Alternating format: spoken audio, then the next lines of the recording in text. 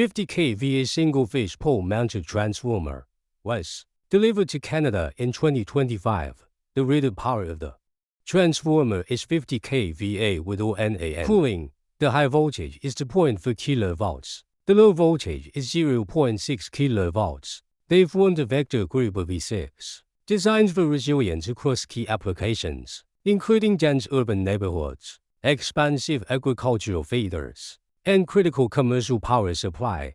This transformer combines an internal fault detector, IFD, with ANSI tracking insulation.